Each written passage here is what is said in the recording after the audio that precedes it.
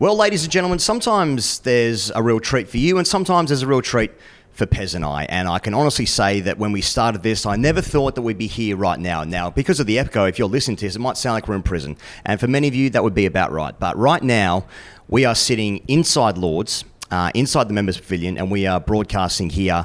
Well, it's live because we're living our lives, but we're actually recording this inside Lords. So if you're watching this, you can already see that. If you're listening to it, that's where we are.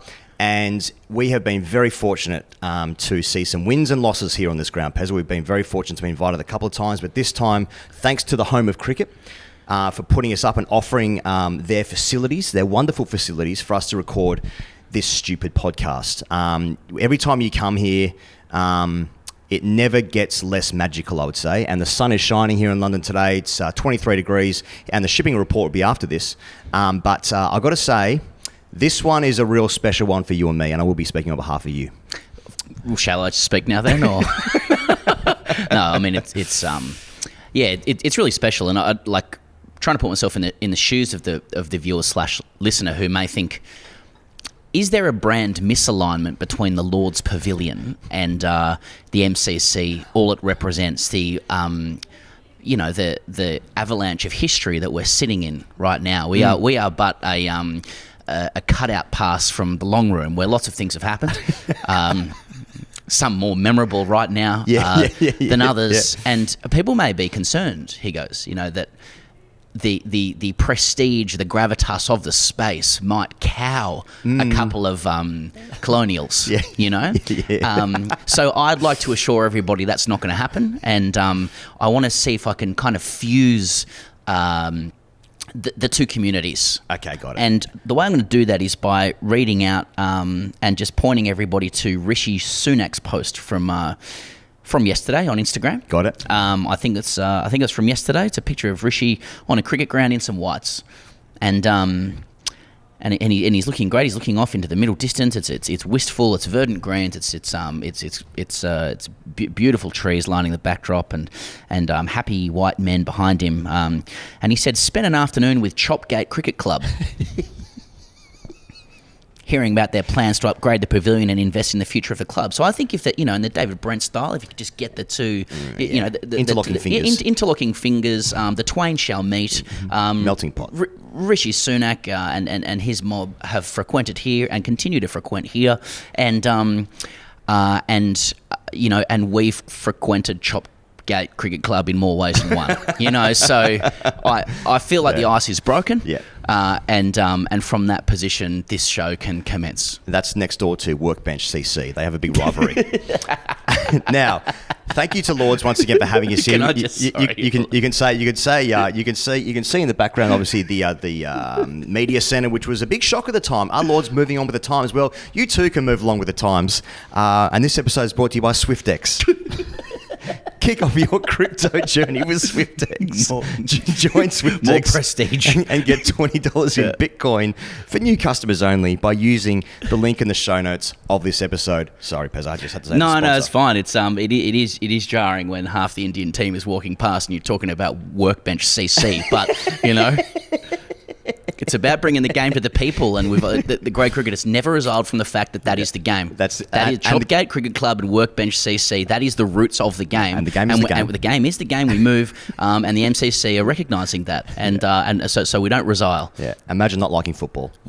Now, imagine not coming along to one of our live shows. We've just got our purpose for being in the UK. It was wonderful to be on stage with Sir Jimmy Anderson. In Birmingham. Thank you so much to the several hundred people that came to that show. It was a magnificent room, Birmingham Town Hall. First time we've played there, that was really cool. And first time to meet Jimmy Anderson, that was cool. Literally met him on stage. More on that later. And you guys were really giving, and it was just wonderful to see you guys after a couple of years. So obviously the big one is on Sunday, day 4 of the Lord's Test match. We are so looking forward to it. We are so looking forward to doing that one.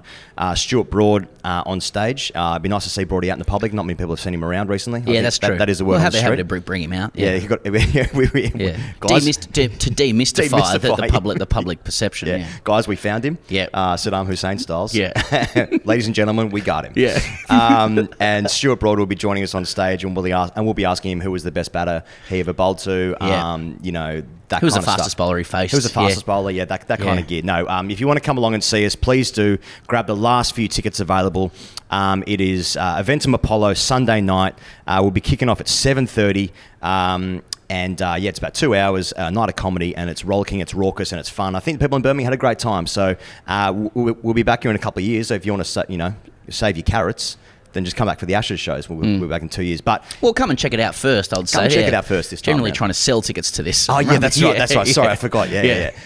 It's tickets@greatcricketer.com, or there is a link in the description of this show. Of course, come along, bring a mate, and, have some fun.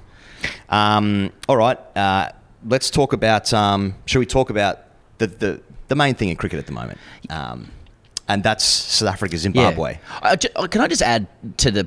sorry if you said this earlier. Mm-hmm. I was busy looking at the Indian team, but and also the pitch, which has just been revealed, by the way, and very, very interesting with the pitch coming out as well. It's very interesting what we can see here behind. But you're talking about Stuart Broad not being seen. Stuart Broad's also on this show, on this podcast as well. Yeah, sorry, do you remember? I forgot to name the guests. Yeah. Stuart Broad and Jos Buttler are on this show. Yeah. So fear not, if you come into the live show, there's been a very distinct division of questions between Stuart Broad on this show and Stuart Broad at the live show as well. Yeah. So we're in the middle of a great summer, and in many ways we should be in the middle still of VM Mulder's innings, but we're not.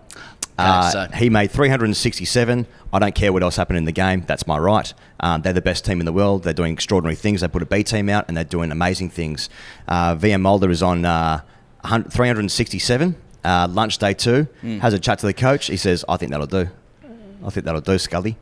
And pulls up stumps, and everyone is extremely upset. Extremely upset.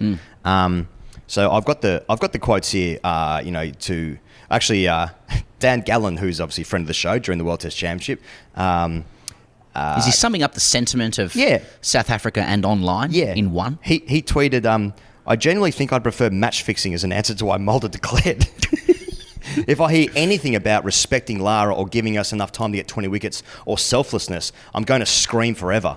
Has there ever been a more infuriating decision in sport? Well, TV's out the window, that kind of stuff. So Mulder, he said this: "I thought we had enough and we need to bowl. Secondly, Brian Lara is a legend, let's be real. He got 401 or whatever it was against England." For someone of that stature to keep that record is pretty special. That's a very, very important quote. Yeah. I think if I get the chance again, I'd probably do the same thing. Speaking to Shukri Conrad, of course, he kind of said to me as well, "Listen, let the legends keep the really big scores." Thanks, Shooks. You never know what's my fate or what is destined for me, but I think Brian Lara keeping that record is exactly the way it should be. Well, fuck me. That's my reaction to it. How are you seeing it? How I'm seeing it is that I think it's incumbent upon us to tell him how he should feel and what he's done wrong, first and foremost. Now, cricket is a game that is of great curiosity to numbers guys, Rubik's Cubes, numbers guys that are fascinated by trains. Yep. And so... Train watchers and spotters. Put on the old GoPro, stick it on the old Bonts there, go out, see a B-52 or whatever. Yeah. So I think that was a plane. Lara's 401 or whatever it was. Yeah. So, when a guy is, he is on the precipice of breaking one of the most incredible records in the history of this great and historic game, we're all thinking, oh my God, we're about to witness history here. Now, I couldn't find a stream for the life of me. So I didn't watch a single ball, and neither did anyone else. Oh, were you even looking for a stream? I was just refreshing Crick Info. That's how interested I was in the game. Well, we were on a train from Birmingham, appropriate. Yeah, blackout zones everywhere. He was getting closer and closer. Jay Warden's 374, Hayden's 380, Lara's 401 or whatever it was. Yeah. And we're thinking, wow, is England about to lose this record?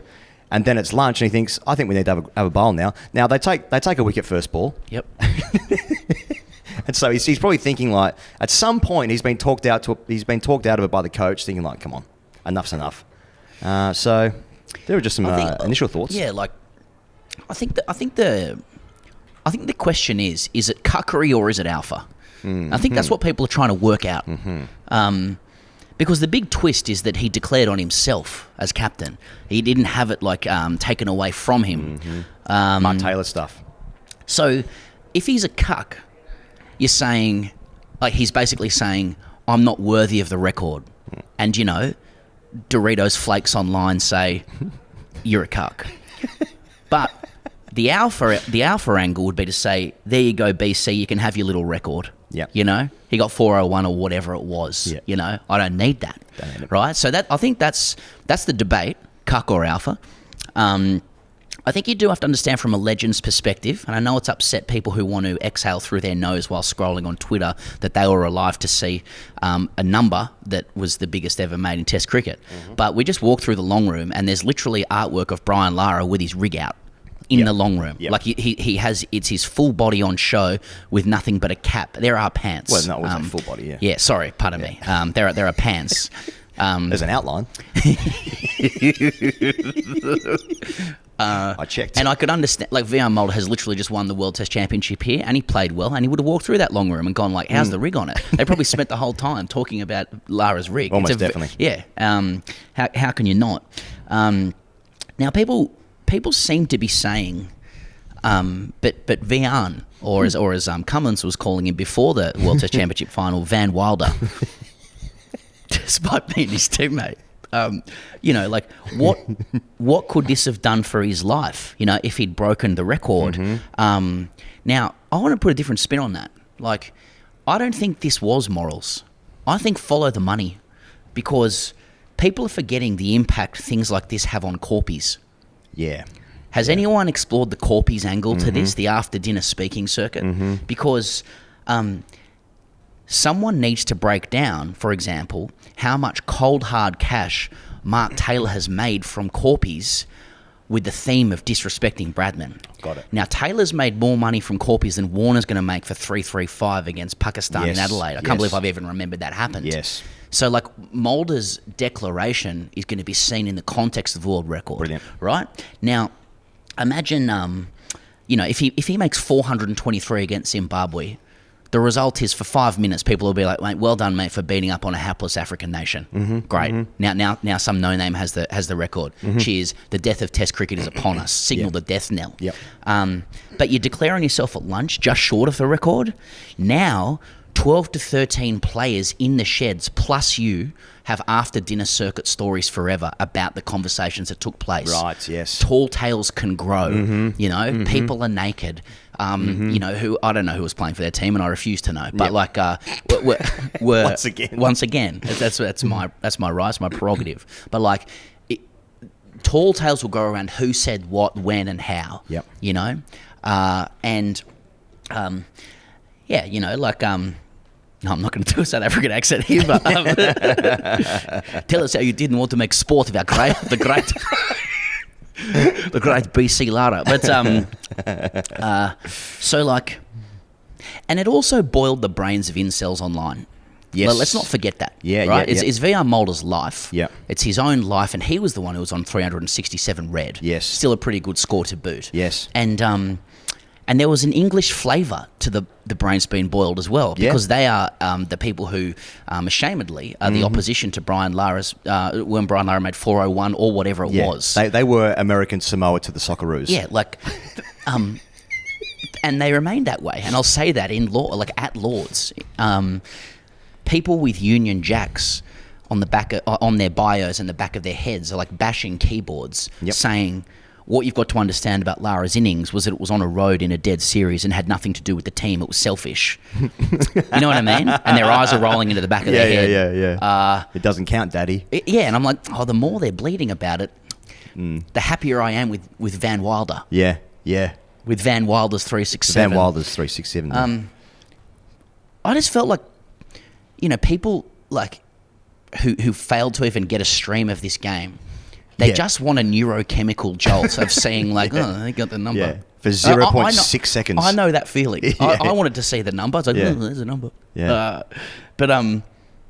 Yeah, like, the only caveat... So I'm on the side of Van Wilder's declaration for follow the money corpies reasons and also boiling brains of incels. But I'm not calling Dan Gallen incel, by the way, but my only caveat to this is I would reverse my view if he'd gone on to make something insane like 550 or 600, because I can't resist those numbers. Like, sexually, intellectually. Yeah. So and while that was on the table, then perhaps he should have kept going.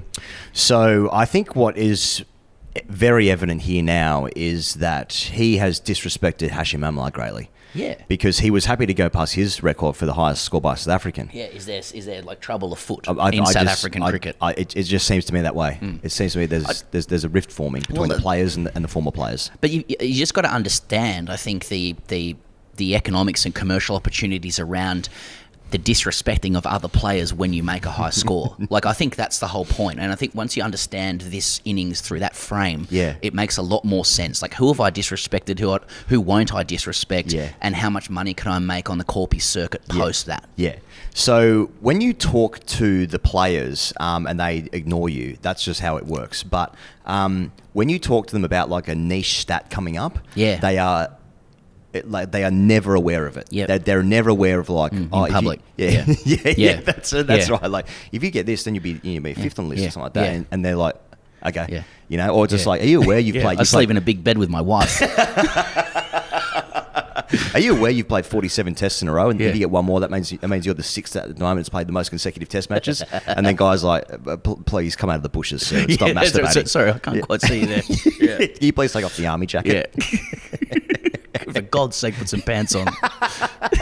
So maybe all these things, like when you're just such a fan of the sport, as we all are, maybe it's just like you want to see something like it, like the highest, like a record is actually, it's something for you. Like I was alive when I saw it. I was there. But when you're the player, he's probably just tired. Yeah. It's the 367 red. It's good for the average. That'll do. I do like Dan and like the South African viewpoint matters. I mean, I think I can understand why they would like to be in possession of the record. Totally, I mean, and it's like they're in a compensation phase at the moment over myriad failures that have now been transcended and overcome. Like Dan was on Lords just recently, the happiest man alive, and now he's like, I can also surreptitiously, live through like my South African brethren with the highest ever test score. We have the best batter of all time. We're back in Test cricket, so I understand that. Yeah. I mean, I can't say I personally felt that about Dos when he took it at 380. Yeah. And that was a good Zimbabwe side as well. Yeah, don't forget. Yeah, that was... to be fair, Heath Street played that game. ROP the great man. Yeah. Anyway, then they won, I guess.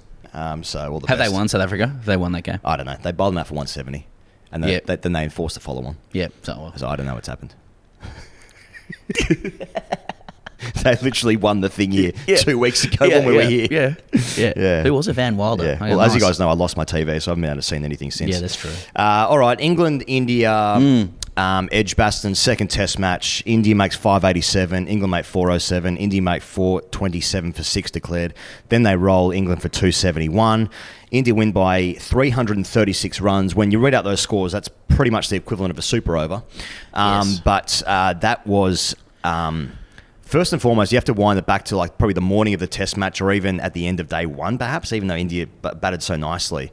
But if you had said at any point on day one that they were going to win the game by 336 runs, you must have thought like, well, England must have just completely fallen over here. Now, maybe both things can be true because India were absolutely fantastic. Absolutely fantastic. Akashdeep 10 for, Siraj 6 for 70 in the first innings. Shubman Gill, obviously second most runs ever in a test match with his 269 and his 161. So, but outside of a partnership of 303 and an hour of great bowling from Bryden Cast, there was nothing to report for England. Jamie Smith made 88 in the second innings as well, to be fair to him. But then, his dismissal, it's not his fault that they lost the game or anything, but his dismissal is sort of like, it's emblematic of this idea that if England wanted to, they could have just batted for a draw and they 1-0 in the series. So Jamie Smith he bombs 2 sixes in a row. And then the third one, same ball, gets stuck in the pitch a bit, gets caught at deep square leg. There's probably about 2.5 hours left to go on the day at that point. But it's just like, what were they playing for? Like, there was no stage on day 5 when they could have won the game because they lost 10 overs because they lost an hour and 45 minutes, an hour and a half or something for rain in the first session. They then it's about 80, 90 overs in the final day and never looked like doing it. And it was because of the application thing, I think, more than it was India being outstanding, though Akashdeep was very good. So this is this whole discombobulation which is happening when you watch England play, right, where they have these really big highs, and last year they lost 2 games by more than 400 runs. They had every right to lose this game by more than that if it wasn't for a brilliant 300-run partnership, which did happen. So you can't say that. But they have these big highs, but then they have these enormous lows, and it's just so hard to figure out what's good because of the decks, because of the high scores, how quickly they score. You know what I mean? Yeah. So those are my early thoughts about the second Test match. How do you see it? I'd like to start with India before we run the rule over the X's and O's of England's mistakes as Australians at Lords, because they've messed it up in one game. Yeah, that's right. And they'll probably win here. That's just how it works. Winning away's hard. They're nothing if not a roller coaster due to their inflexible entertainment. But I think we need to stop and remember how few people gave India a chance in this game at Edgbaston before it had begun. They were psychologically damaged after Headingley. They made so much of the running in that game. They did drop catches and miss chances, but though they had those opportunities, it was still not enough for the England batting juggernaut chasing. And to come into Edgbaston 1-0 down, having lost that game, shorn of Bumrah, amid accusations they were preferencing Knightsbridge prestige over the game itself, means it was a famous win for them, and very much a riposte to those who'd been criticising them and really believing this was a team that had come over here, maybe they'll win one test and go home, right? And to see Indian fans on day 5 streaming through the gates at Edgbaston, 80 to 85% Indian, almost like a punter's day out, Ivanisevic rafter styles 2001, and I thought Ivanisevic played well that day to get a title, but and there were Aussies there in baggy greens, but that was a really special thing for them, and they were clinical throughout. They would have, like everybody is when it comes to playing against England, they would have been bemused at some of the tactics employed or some of the ways that Stokes responds to match situations, and they've taken advantage of it. But I think the main story of the game is firstly, the arrival of Shubman Gill as captain, and the clarity to everybody now that he wears the responsibility so well. He has stepped up into the role, and the identity that he can give this team in a post-Rohit Kohli environment, where we see it so often in sport, but it's hard to imagine a team without the big fish. But then once the big fish go, everybody else steps up, and we've seen it with the bowlers now, where the loss of Bumrah seemed to rally Akashdeep, Mohammad Siraj, to a lesser extent Prashid Krishna, but he still played his role. Now India come into this game with Shubman unstoppable, a solid, classically trained batting lineup. KL Rahul's looking good. Everybody's got runs on the board, with the exception of Karan Nair, who still looked okay. Rishabh's keeping well, explosive with the bat. They've now got a fast bowling trio in Bumrah, Akashdeep and Mohammad Siraj, who've got the bit between their teeth, and Bumrah's rested, and the spinners will always be skillful. All of a sudden they look like a pretty strong unit. Either that or we're all really fickle. Yeah. Can I just pick up that point about Bumrah? So since Bumrah's Test debut, India with Bumrah, 46 matches, 20 wins, 22 losses, 5 draws. India without Bumrah, 27 matches, 19 wins, 5 losses, 3 draws.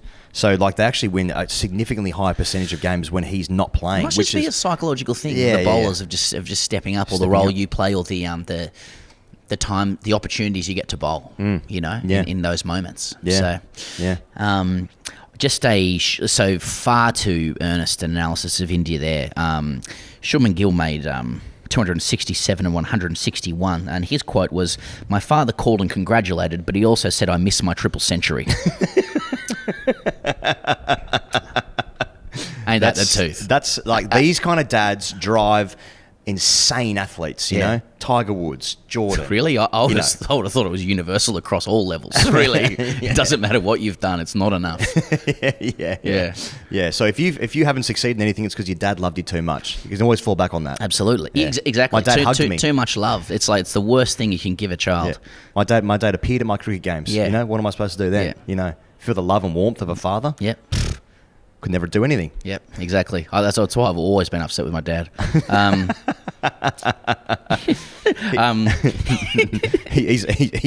Shubman Gill been cucked by Mulder's 367 in the same I'll tell week? you who has, Dom Sibley.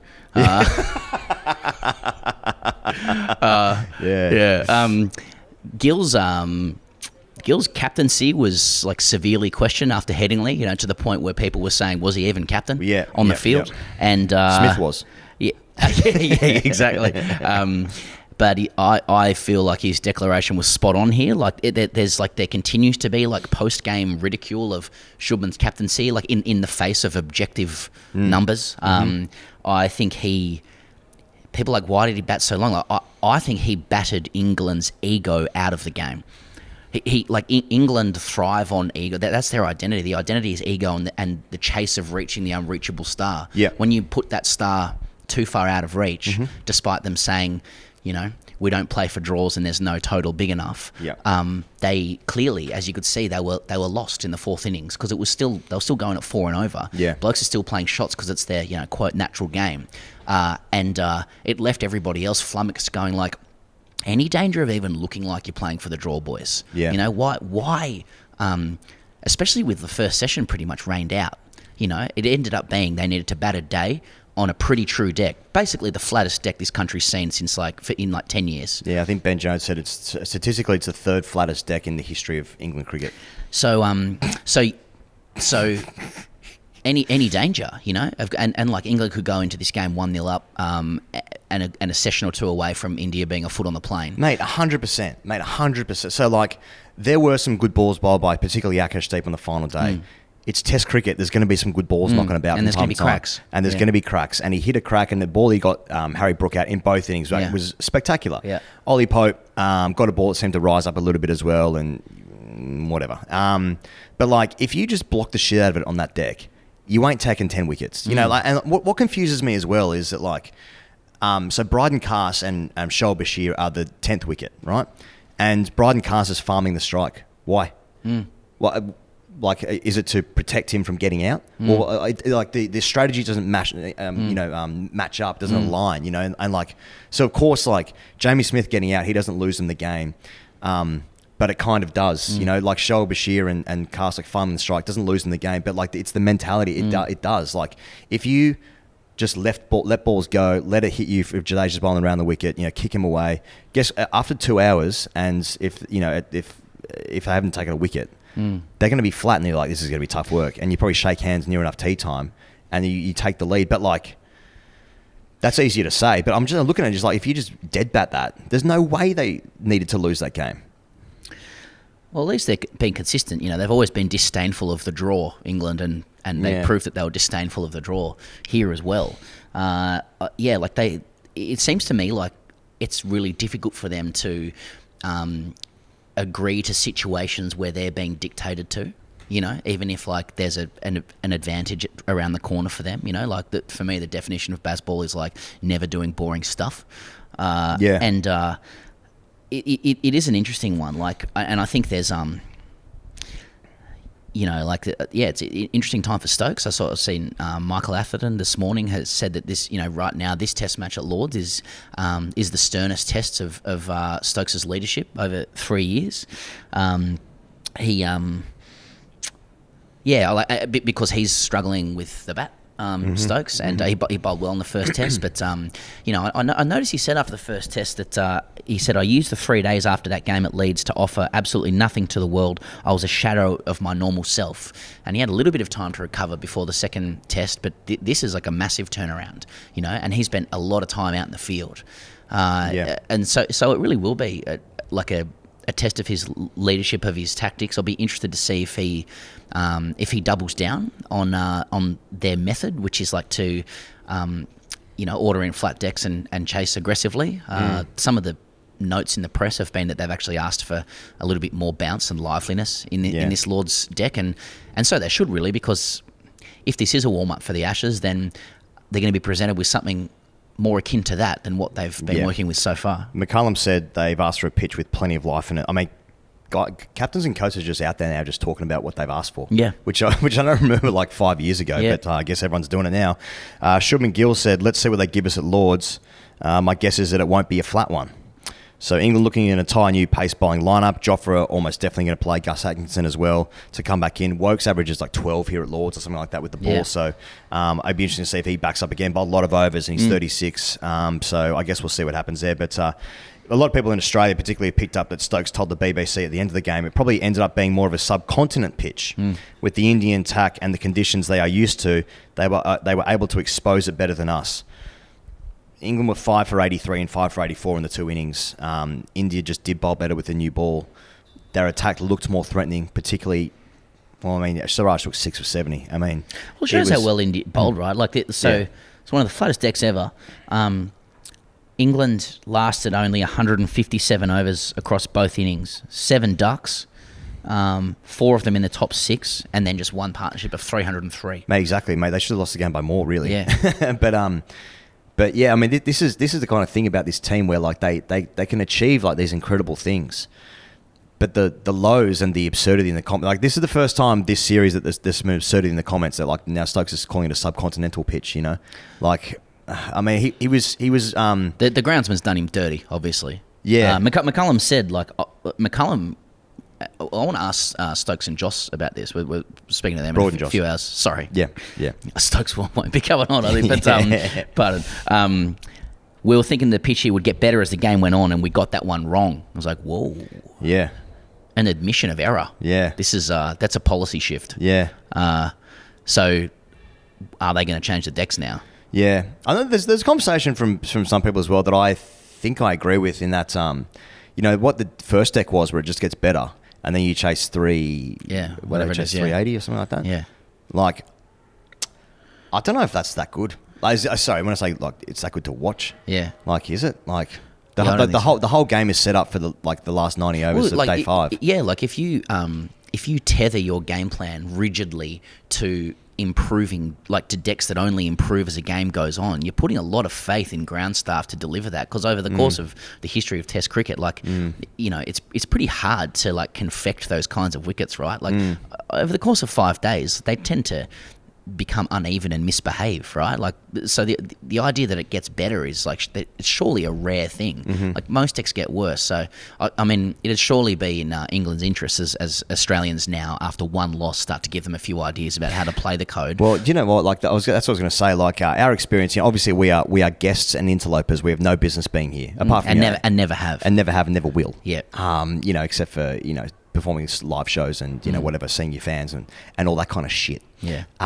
But on like day 1, like people were just like coming up to us and just telling us how they were going to win 5-0, and like we were just like sitting in our chair, like okay. People were coming up to us on day 3 saying like, do you think India's got a chance in this game? I think England's got it. And you're like, yeah. What are you watching? Yeah. And then by the end of the Test match, basically they've changed their entire team. Ollie Pope's out. He scored 101 tests to go.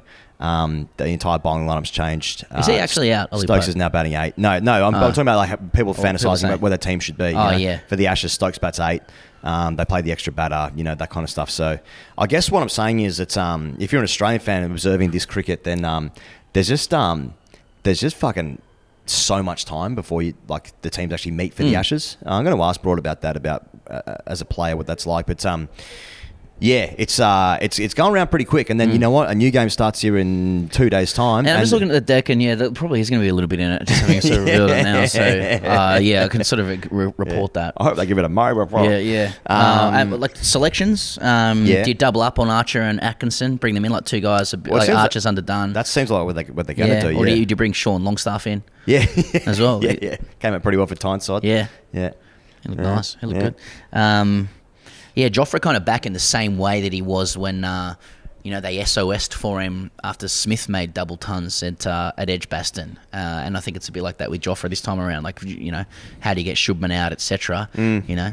Bringing the big dog. So it's going to be awesome. I mean, this is going to be just this ground is going to be a bird cage of the Desi and British elite over the next couple of days. Yeah. You can already kind of feel it. But what are those names of the Indian vests? What are they called again? I don't know. No. Yeah, the one that Dos wears. yeah, that's right. Maybe we should turn up in those. Yeah. I'm surprised it hasn't happened yet. Yeah. I'm sure someone can AI image it. Yeah, it's going to be full of that come Thursday. But do you think like the takeaway for me is that we're just fickle, and it's a bit of a fickle style of cricket that England plays, where like they can destroy teams and then they can be destroyed because their tactics are so rigid and almost like rejecting of the numbers that are presented in front of them. They just have the method that they want to use to win. So I feel like it may appear as though India enters this game in the ascendancy in the series, and I probably disagree. I would just if England gets off to a good start and they show a little bit of flexibility around ways to win, they should still have enough against opposition sides. It's hard to win away multiple times, but at the moment after a home loss, it's always crisis time, just as it was in Australia. Totally. After they lost in Perth, and then you tinker a little bit and then you get it right. And I expect England will surge back into the series, to be honest. I think most likely. I mean, I think the same thing happened in Australia, where India played so well in Perth, for instance, and then when the next test starts, it is more likely that Australia was going to win that game. It might not feel like in that moment, but it's exactly your point. Like it is so hard. It was Kratz with the pink cake, to be fair. It was, to be fair, yeah. But it is so hard to win series. It's so hard to win games, let alone series. So I guess we'll see. Boomer is probably due to win a game by himself, so maybe there's that. Yeah, but I guess we will see. That is true. Shout out to umpire Shafadullah as well, the Emperor Penguin. Had a pretty good game. The Emperor Penguin, yes. Well, isn't he? Is he number one? I guess so. He's gone straight to number one. He mucked one up towards the end, but otherwise, glass of milk all round. Yeah, hot glasses of milk for Shafadullah. Yeah. The milk's on us. All right, we should speak to Jos Buttler and Stuart Broad, our guests of the show. But before we do, this episode is just before we do that, can I shout out to firstly the excellence of cricket writing here in England should be spoken about more. Like, there are so many papers who cover the game, like online, broadsheet, whatever, and so many great writers who do news and colour. If you want to read like a whole bunch of perspectives, you can, from experienced writers and stuff like that. Just it's really refreshing thing. And on that note, a shout out to Cricket et al. Cam Ponsonby's doing end of game reports for Cricket et al. He direct from the game here as well. His post match wrap of this game was outstanding, and no fear or favour about Bazball and how it unravelled this time around. So shout out to independent media as well, Cricket et al. And Pete's over there in the Caribbean. Yeah, and he's breaking stories about Cummins baggy green and whatnot, and chasing dogs on the field, basically. So you can sign up there to Cricket et al. All right, this episode is brought to you by SwiftX. That's an Aussie crypto exchange. You can trade over 450 different cryptos, including Bitcoin, Ethereum, and XRP. The SwiftX difference is an easy-to-use platform with insights and educational resources to help you start your investment journey. Here are a couple of things that you get with SwiftX, Pezza. You get the we can try and focus here on the features, like the demo mode being one of them, but also the Learn platform. So you can also get crypto bundles, Pezza, on SwiftX. You can diversify your portfolio with bundles. Bundles allow you to streamline your investment process by acquiring a diversified portfolio of cryptocurrencies in one easy trade without the need to execute individual transactions for each cryptocurrency. This is a vast world of information about cryptocurrency and blockchain. Access a full platform full of high-quality crypto-related resources and insights. There's also, you can also invest on autopilot.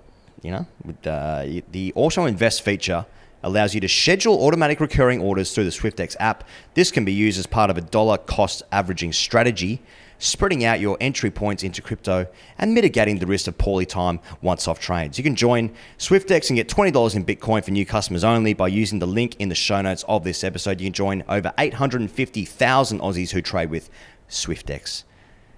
Thanks to SwiftX for getting behind TGC. Here is Jos Buttler and Stuart Broad. Well, we're sitting here with a combined 728 England appearances, 16,190 runs between them, 847 wickets, 561 catches.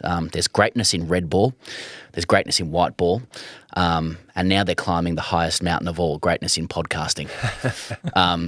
And to demonstrate their humility, today they've decided to return to the grade level. It's great to have the boys here, Jos Buttler, Stuart Broad. Welcome to the Grade Cricketer. Thank you. Okay, here's where I want to start. Just to both of you. You're wealthy, attractive, athletic, marketable superstars in your field. Men who start podcasts are typically the absolute opposite. They're uncoordinated, unfocused, sloppy, indoor types whose sexual prospects dropped markedly at the mere mention of being podcasters. Why are you doing this?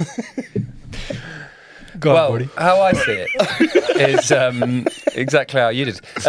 When I moved away from the playing side a couple of years ago, and ultimately how I looked at it was, if you can find things to do with your mates that you can sort of class as work, then that's a good start. And that's sort of how we got into it, really, wasn't it? Like, I've enjoyed podcasts. I know you're Jos is an avid podcast listener. I've enjoyed them, been aware they're sort of around a bit, but not really sort of studied them and listened to them every week. But I did at the start of the year, just started getting more into them. And we had a chat in March-ish, was it? Yeah, I reckon start the IPL. It was actually, for me, obviously being white ball captain wasn't going too well, and I'd sort of stepped down from that. And I got an email saying, I think there's the opportunity now that you could start a podcast. I wasn't sure if it was a good thing or a bad thing at the time. But, it's kind of like, this is the stage of life you're at now. You're no longer England captain and you're about to start a podcast. But Well, we had that when we were sort of playing twos and threes as well. Yeah. We all go through it. Tap on the shoulder. No, exactly that sort of chance to do something with Broady, with a mate, something different, something new. I was, still playing obviously, but get the chance to do something fun and different and talk about cricket, which comes quite naturally for us as well. So it's been good fun. We're very novice and learning as we go, but we've enjoyed it. Because there's beard before wicket, there's stick to cricket, there's for the love of cricket, there's the Grade Cricketer, there's Ollie Robinson's podcast. What's everyone needs an angle. I'm not sure what Ollie Robinson's is necessarily, but what's the angle with you guys? Like, you just best mates, you're Stuart Broad's a wanker. You're calling Vernon Philander a knobhead. Is it red mist? Yeah. Is it red mist? I need an angle for this podcast. Yeah. That was such a wonderful moment when you red mist it. I can always tell when Jos red mist it, his eyes go completely like mental as well. Shaking. He went red in the face. I think I was mid on for it. It was beautiful. What was the question? Sorry. Why? We need an angle. Oh, what's our angle? We need an angle. Just best mates talking cricket. I think aside from being greats of the game, our angle passing is Jose's still playing, still very much in the mixer of it. That's good. And I'm recently, I don't like the retirement word, but I'm recently out the game, understand the games, quite into it with my commentary stuff, close to it.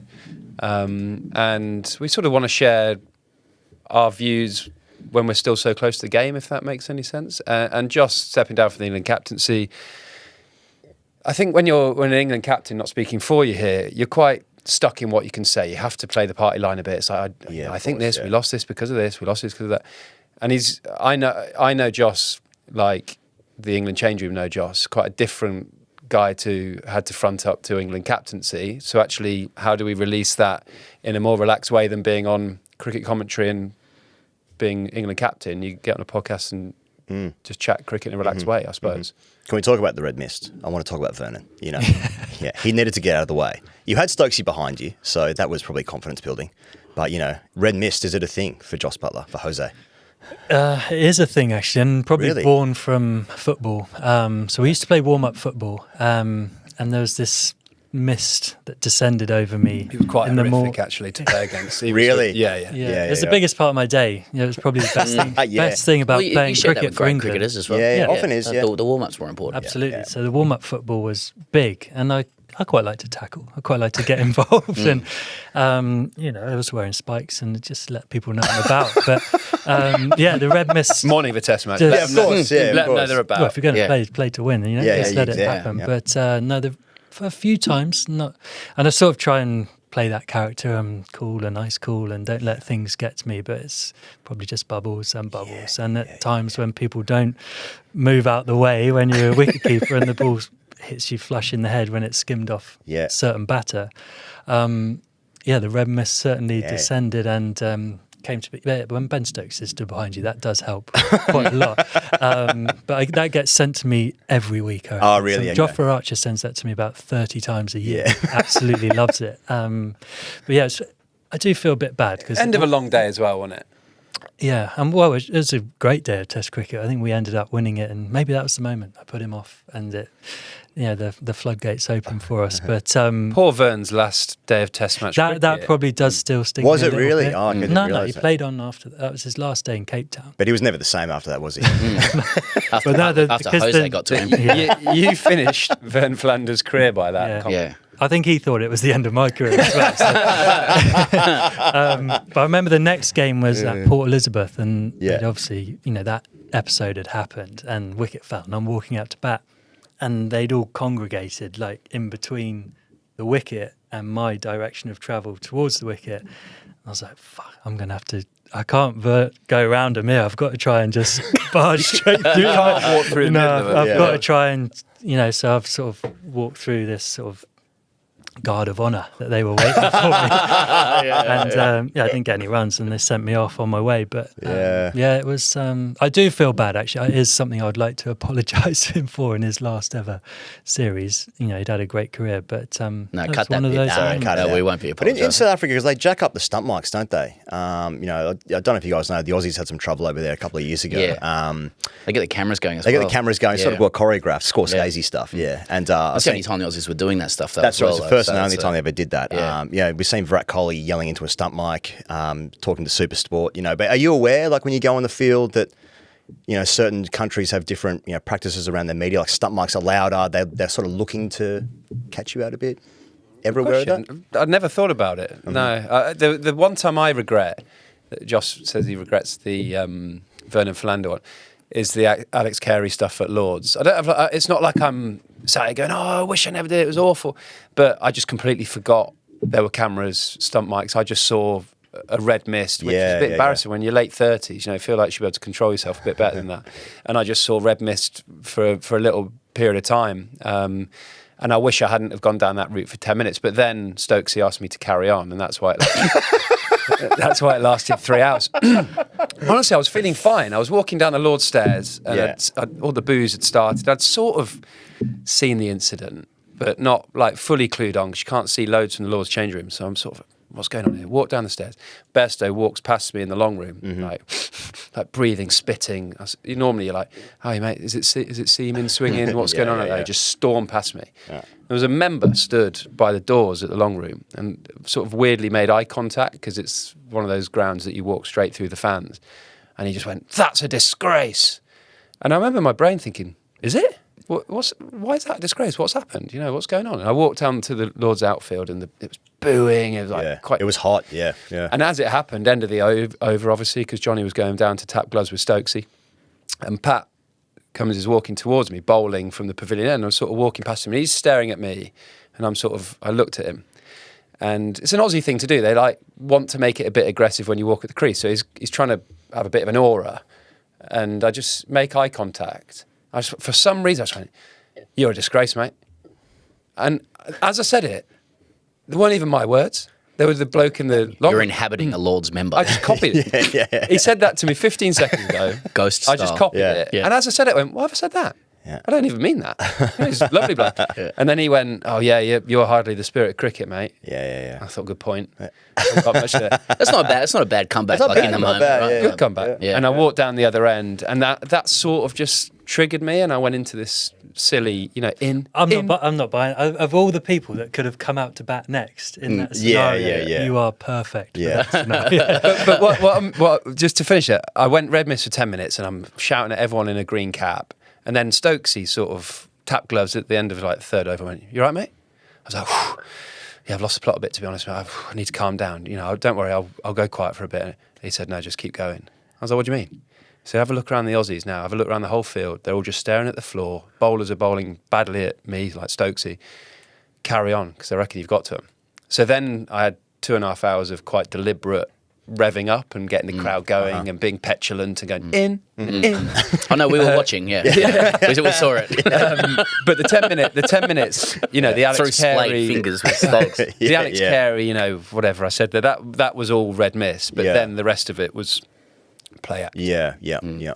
It's interesting you mentioned Stokes there as well. Like, I'm not surprised that he would want you to keep going. Like, never met the guy, other than post the Edgbaston test after the press conference. He went out of his way to us and said love the show, and which is really cool after that loss. But never met him or had anything to do with him. But it just strikes me as a guy who enjoys extremes. Like in that situation, he just seems to thrive off emotional, or maybe not emotional highs, but just doing things at the apex of what they could be done, at. So the highs of baseball are extremely high, but then when it goes wrong, he just seems to shrug his shoulders and go, "All right, we'll just move on to the next one." Is that your experience of him as well? Yeah, absolutely. The harder it is, the better he is. The more responsibility you give him, the more he seems to thrive. And adversity, he likes adversity. I think he's sort of being told he shouldn't be able to do something or you can't do something. He's pretty anti-establishment, isn't he? In the way that he plays and the way, say you're meant to wear a suit and that, I wear a tracksuit. Or I think even when he was announced as England captain, I think traditionally he'd probably come down to Lords and do a press conference.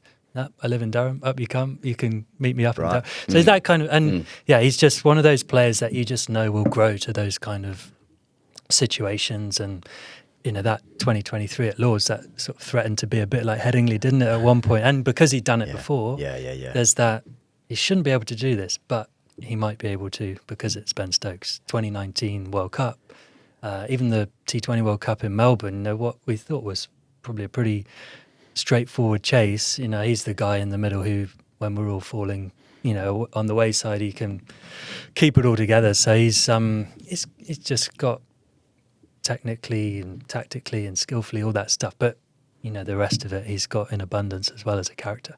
We're trying to tread a tightrope in this interview because we've got Broady this Sunday at the Apollo, and so there's a lot of questions that we want to keep for that. So I want to ask about, we'll release this afternoon, so I'll ask about the Lord's Test coming up. Do you think it's overly simplistic to say that the method the English team are pursuing is to chase on flat decks that get better as they go on?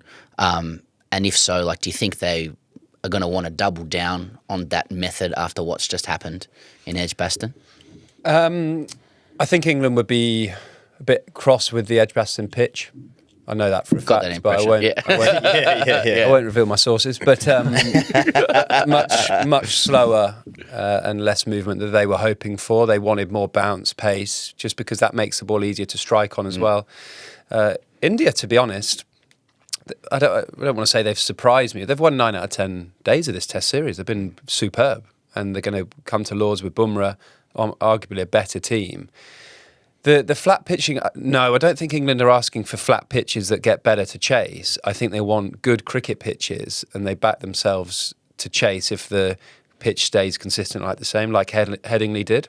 I think Headingley was a superb cricket pitch. That's why it churns out the best cricket in the country, I think, because it carries, you get slip catches, it can nip, it can swing, but also you can play your shots, and it's beautiful. I thought Edgbaston was too slow. I think, if a batter got in there and the ball went soft, it was, I love Test cricket, but it was a bit boring at times, wasn't it? And England don't want pitches that lean on boring cricket. They want things to move the whole time. So they'll want... I saw Brendan McCullum's come out and said, we want more movement, more pace in this Lord's pitch. Bit too late now, isn't it, to try and request something? But I bet they'll have asked for that months ago and just trying to apply a little bit of pressure to the ground staff to don't shave that last bit of grass off. I lean towards the Edgbaston pitch. As a bowler, I used to hate Wednesday starts.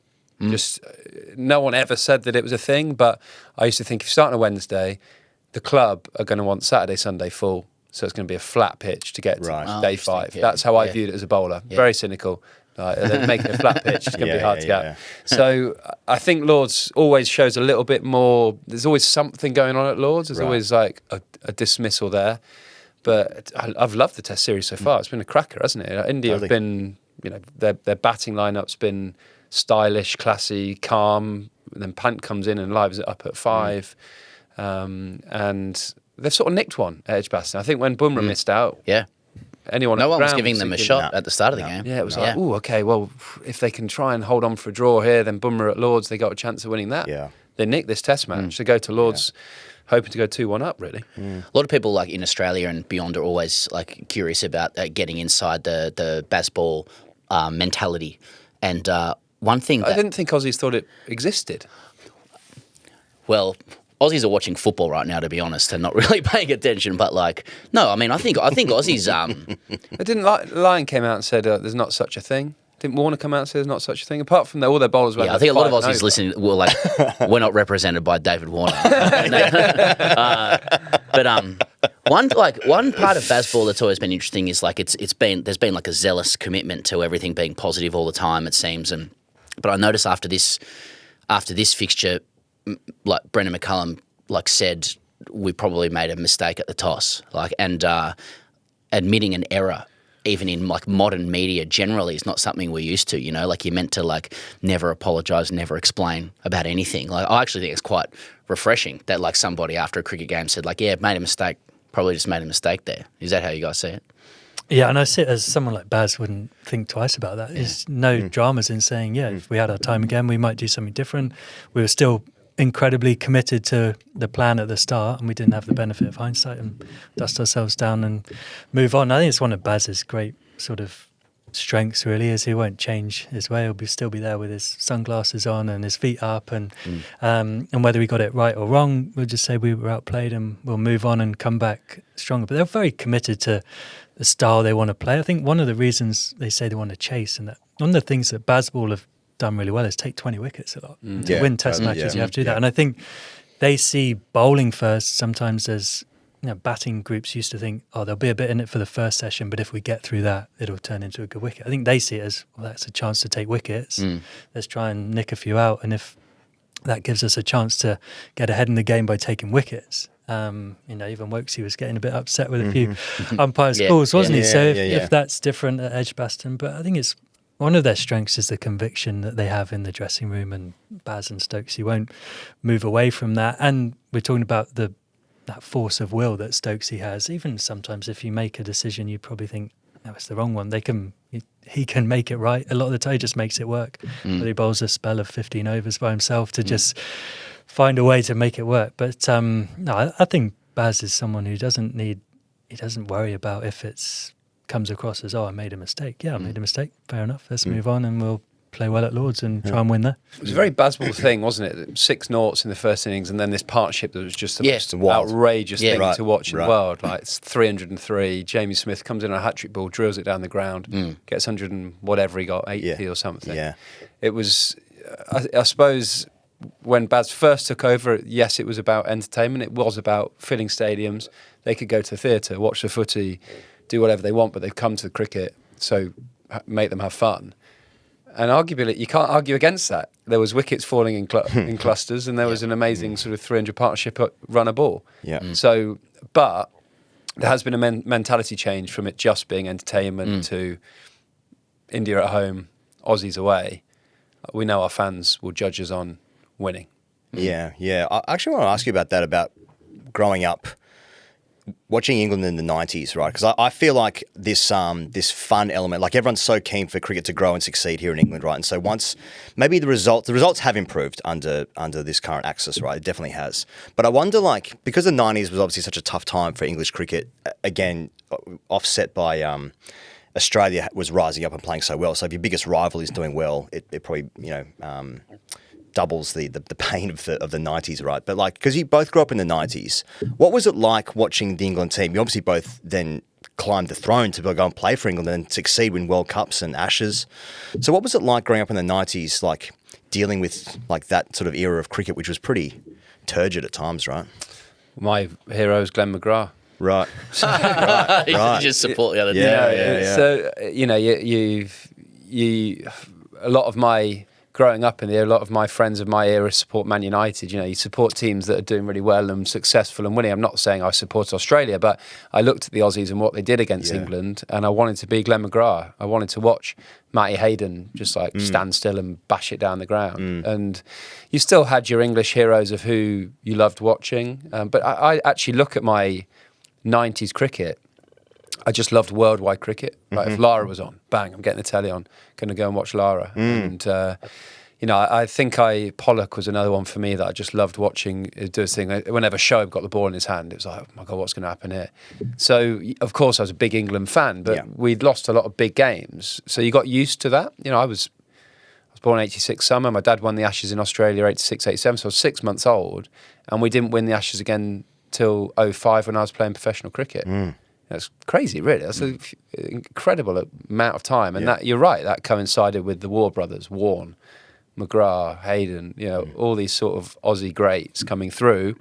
And England just didn't quite find the consistency or have quite the talent to match. But we still had little heroes, didn't we? We still had English players that you were like, I really want to watch them. No, of course, because I'm thinking because when you watch it now, like they're doing these extraordinary things. And there are some lows as well, like a big loss this week just gone, but the week before was amazing, right? So I wonder if it's the fans are getting right behind it and can deal with the pain of a big loss this week, because it's like, no, this is actually so much better than what we watched when we were kids. Do you know what I mean? Yeah, I think that's what results give you as well, and that's what Bazwell got straight away. That series you guys had against New Zealand, you won 3-0, some outrageous chases. And so everyone's fully on board with that straight away. This style of cricket's awesome to watch. And they won. How good. So even then, now further on down the line, when you lose the odd game playing in that way, you're sort of, take the rough with the smooth. We've seen some great days.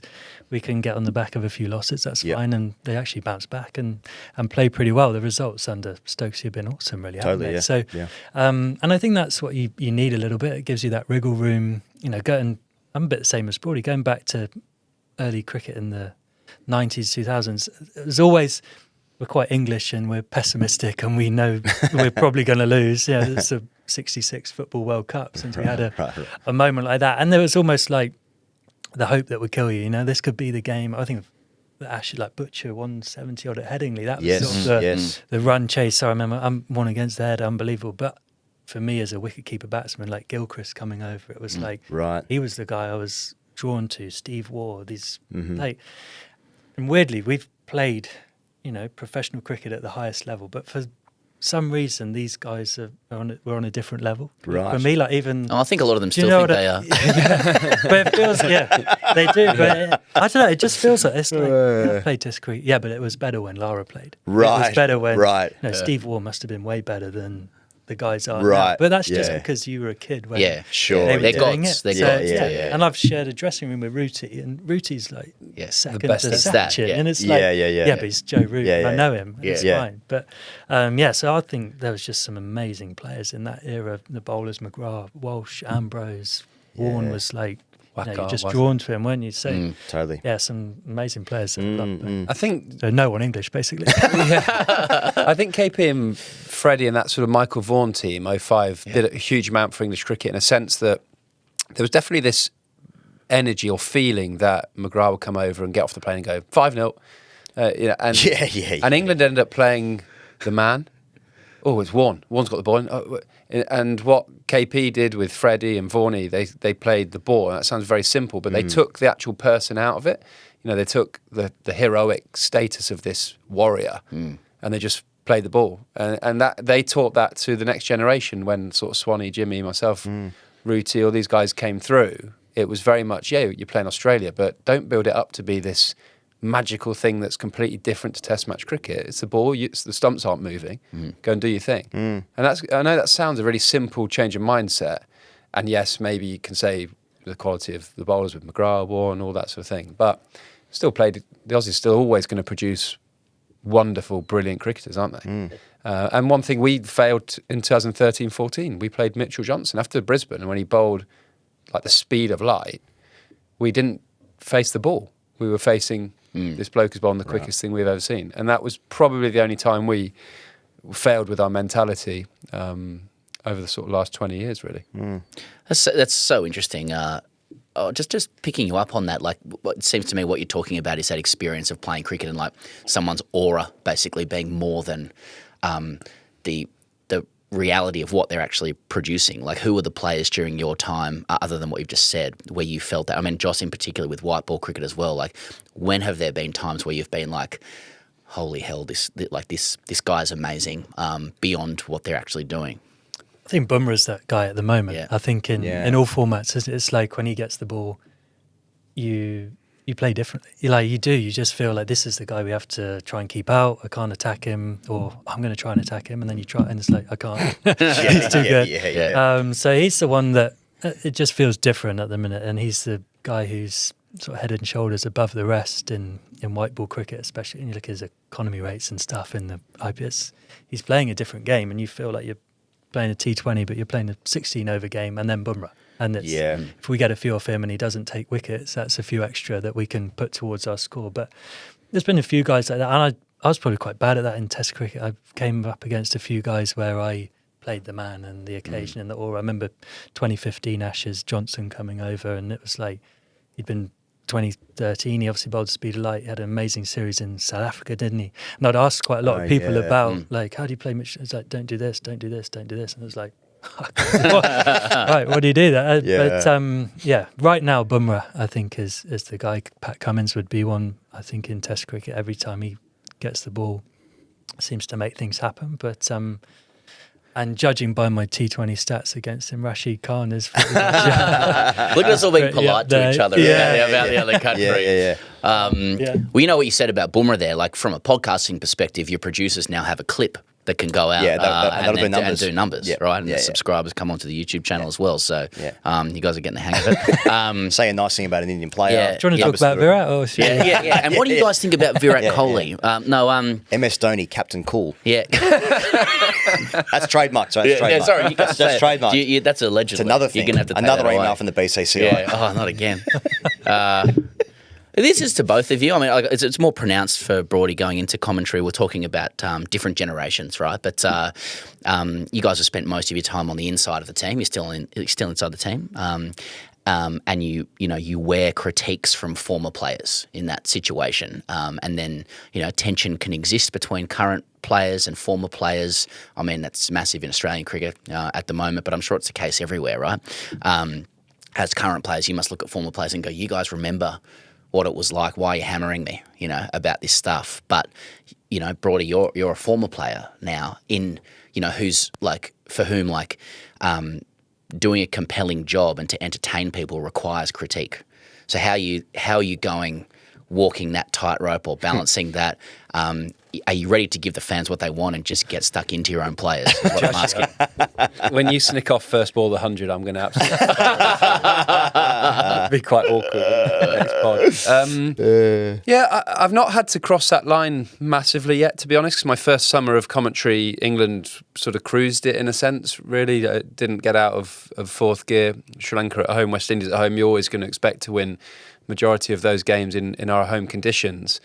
This is sort of the crunch time. India at home, Australia away is when players get a little bit more scrutiny, a little bit, and I'm actually fine with it. Ultimately, as long as I genuinely believe what I'm saying, and I'm not doing it just to get headlines or blow with the wind or anything like that. If it's genuinely coming from a good place, then I think players are normally okay with it. I have this mindset that never forget how hard it is to lace up the boots, in a sense, because the sport is hard and it's not hard in the commentary box. Honestly, you sit back there having a coffee, having your fourth digestive, going, pitch it up, mate. He's got to pitch it up and say it. So it is so much easier watching. But there will be times that if England lose again at Lords and we concede another 500, you have to be. You can't just go, oh well, we're fine, we'll win the next one. You have to be a bit like, well, it's not going well, guys. You know, we don't necessarily call for changes, but you do need to be honest with your opinions. But as long as I was actually the player that if a journalist criticised me and I thought it was unfair, I'd go to them and say, I read that. I actually don't necessarily agree with it. Why did you write that? So as long as I'm comfortable with anyone, if I say something coming to me and saying, why'd you say that? And I can back it up, fine. So what do you think of Australia's top three? I think I'm not out in place in thinking it's the most sort of muddled top three in my lifetime, because I've grown up with Hayden, Langer, Ponting, Warner, Watson, some of the, Labuschagne, that even his first couple of years was an absolute gun, wasn't he? So I think Usman's struggling. I think Cameron Green at 3, look, he's a 6, isn't he? I think 5, 6. He's pushing too hard. Anyone who takes off stump guard really used to excite me as an opening bowler, because they play at fifth stump. I don't know where their off stump is, and it's a bit hard for him. Ultimately, Labuschagne is. I know he struggled for a couple of years, but he's a good player, isn't he? He's a good player. So I would be surprised if he doesn't come back into the frame at some stage. Constas, just young, isn't he? Just learning his way. Those pitches in the Caribbean have been quite tricky. So I imagine he'll get a run, actually. I watched him net at Lords in the World Test Championship when he didn't play, and he strikes the ball a bit like Jos did, that crunch off the bat that you hear. He just looks like he's you get a couple of low scores and you start to question yourself a little bit. So I think he's there to stay. Will it? I can't see this top three being the same for the Ashes. I'm trying not to look that far ahead, particularly with English cricket. But the Aussie selectors get it right generally, don't they? They know what they're doing, and they can't be watching from the Caribbean at the minute, wherever they are, going, yeah, that top three is amazing, is it? Can they? Yeah, I think the rest of the team is good, but I think Australians aren't used to the top three being so. Well, they need to find a way to protect. Smith had unbelievable 4 and 5, unbelievable. Carey's playing great at 7. They can't have Steve Smith in so early every single game. If they can get one of Australia's greatest strengths is that Smudge would arrive 35 overall ball, and you're like, it's doing nothing. We've had all these plans about swinging it away from him, and it's not doing anything. So they need to find a way to do that, and they've joggled around a little bit with the top order last few years. Just talk about COVID. Obviously, you very conveniently avoided the last series, which was appreciated in Australia immensely. Jos, you were in full whites doing no Pilates reaction. with your missus. That's good. But more on that at the live show. But I would actually generally like to know what the experience was like for you guys in Australia, because COVID was bad everywhere. But in Australia, the idea of a federation as a whole, like the states were not unified. Every state was basically a different country. So, and so I would like to know what you were being asked to do in the lockdowns, if you're able to talk about it at all. I mean, because it's a sort of, ECB and the government and the, CA, and I understand you're still playing and all that stuff. But I don't think people know no one knows what it's like for you guys in the bubble. But because no one's ever spoken about it. But I suspect it was you were being asked to do some quite extreme things, which were, in hindsight now, quite unfair, especially on your families who were there, right? You guys, you have your families there? Yeah, I took my family. I joined the team late because we were in the Dubai playing in the T20 World Cup. So 2 sets of flights went out, didn't they? Some guys went from the UK and we did 2 weeks quarantine in near the Gold Coast, I think, something like that. And then there was another group that flew out with the Aussie guys who just won the World Cup on that same flight into the same flight as the Aussie boys. Yeah, they were still in the yellow kit with the stuff on. Looks like how you guys got together at a nightclub after the series as well, right? But no, it was. It was just a tough tour. It was like you had 2 weeks. We were calling ourselves. There was 5 of us who came from the T20 World Cup who were stuck together on that tour. My family actually flew out from England, and then I was going to say your family were in our quarantine, and then came across. So she had to start her 2 weeks again, and so she did 20 odd. I was thinking, this is an absolute disaster. My God! So wouldn't do that again. But it was just a tough tour. It was like that was the start of it, and then it was it was tough. And then the first ball, Burnsy got out first ball, and it was from there it was just tough. But it's just a tough place to tour. I was like, I'm actually shouldn't really admit it, but I was chatting with Jack Leach, and I was like, "There's just I was like, mate, why does everyone say this is like the best tour ever? We're coming in, we're getting hammered. It's COVID. We haven't won a test here for 10 years. This is as hard as it gets." But no, I don't know. It was just a tough time. I remember around Christmas as well. S&C got COVID. Someone got and COVID in the group. Chris yeah. Silverwood had to go out, and it was just like a death by 1,000 cuts. It was also one of those it kind of poured, things. when we got to Brisbane eventually, it just poured down. So any time we were due to train, I remember that now. You said it rained and rained and rained and rained. I think to the extent that our bowlers had bowled like 10 overs or 15 overs leading into the first test.